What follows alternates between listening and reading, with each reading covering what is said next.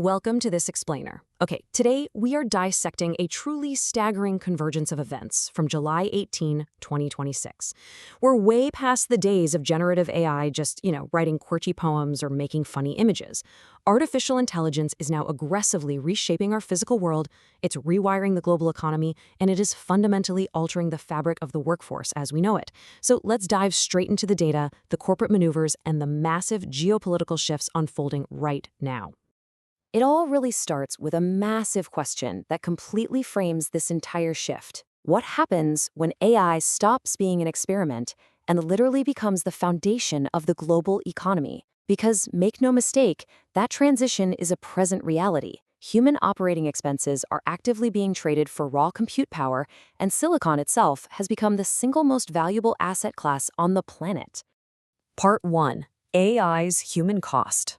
Because, look, behind every single massive leap in compute infrastructure, there is a very real visceral impact on human lives. And honestly, nothing illustrates this quite like Oracle right now. They've quietly initiated a historic workforce restructuring, cutting up to 30,000 jobs.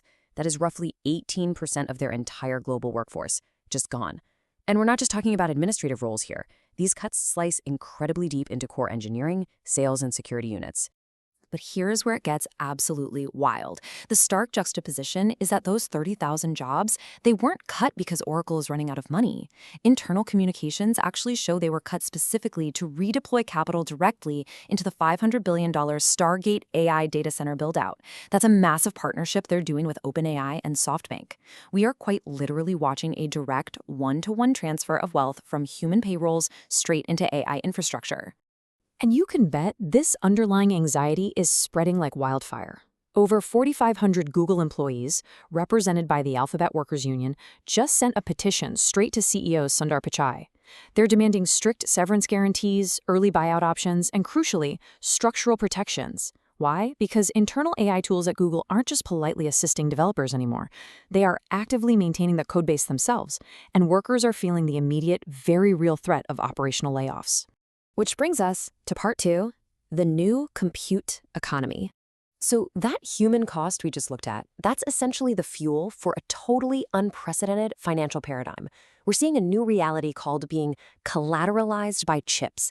Basically, this means utilizing specialized AI inference silicon directly as physical asset collateral to secure liquid capital. Think about that for a second. The financial sector is now treating computing chips with the exact same hard asset reference as a skyscraper or physical gold. To put that into perspective, AI infrastructure startup General Compute just leveraged this exact model to secure a massive $400 million debt facility from the investment firm Upper 90. This is a complete first-of-its-kind financing model for the tech sector. They aren't borrowing against projected software sales or future growth. They're borrowing against the literal, physical value of their inference-specific processing silicon. Compute power is absolutely the new hard currency. Meanwhile, the software running on those very chips is generating absolutely massive cash flows. Over in China, a firm called Z.AI has just become the first domestic generative AI startup to clear a $1 billion annual recurring revenue run rate. And they've done this entirely via enterprise application deployments, completely crushing their full-year revenue projection way ahead of schedule. The enterprise market for generative software isn't just hype anymore, it's a billion-dollar reality.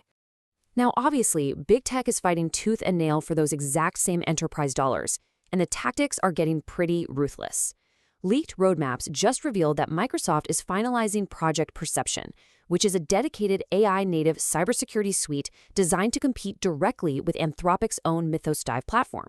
But here's the fascinating part. It actually routes network scans through OpenAI, Azure, and, incredibly, Anthropic itself. Microsoft is literally using Anthropic's own technology to undermine Anthropic's standalone platform. Just wild. Let's zoom out for part 3, the global AI divide. This insatiable need for capital and compute is permanently bifurcating the global geopolitical map. Following the withdrawal of elite Western models from China due to government security restrictions, that vacuum definitely wasn't empty for long. Startup Moonshot immediately responded by dropping Kimi K3. This is a massive 2.8 trillion parameter open-weight model with a 1 million token context window. It goes toe-to-toe with closed Western networks like Anthropic's Fable 5, which really underscores this rapid expansion of a totally independent AI ecosystem in the East. And to physically sync all these massive models, the underlying infrastructure is getting a complete overhaul. Hong Kong Telecom is rolling out an ultra-low latency 3.2 terabit per second hollow-core fiber superhighway. By linking the Lok Ma Chau Loop and Sengquan O, they're reducing cross-facility GPU latency by 30%. This is what allows them to sync these massive AI models across physically separate data center clusters in real time. But this divide goes way, way beyond just code and fiber optic cables. We're seeing a brand new geopolitical alliance forming right now. Delegates from 29 nations just signed a treaty establishing WICO, that's the World Artificial Intelligence Cooperation Organization. Headquartered in Shanghai and pulling in nations like Russia, Indonesia, Kazakhstan, and Pakistan, this governing body is focused heavily on constructing governance frameworks and tech access specifically for the Global South. And they're operating completely parallel to Western frameworks. Crucially, though, that parallel ecosystem isn't staying stuck in the digital realm. It is moving directly into the physical world. At the World AI Conference in Shanghai, robotics developer AGBot debuted 4 new embodied humanoid AI platforms. And guys, these aren't just controlled lab tests. These units were integrated right into live tablet manufacturing factory lines. They successfully operated continuously for over 64 hours straight and kept downtime loss under 4%. The AI is embodied, and it's out there running the factory floor. Which really brings us to our final, lingering thought for this explainer. We've seen 30,000 human jobs essentially traded for a data center. We've seen silicon chips treated as bank collateral. We've watched the world split into 2 distinct, powerful ecosystems, and we've seen autonomous humanoids running active manufacturing lines. So the absolute crucial question we have to ask ourselves today is this. If silicon is the new visible gold and AI operates the factories, what exactly is our role as human beings in the next decade of this global economy? It's a lot to think about. Thanks so much for joining me.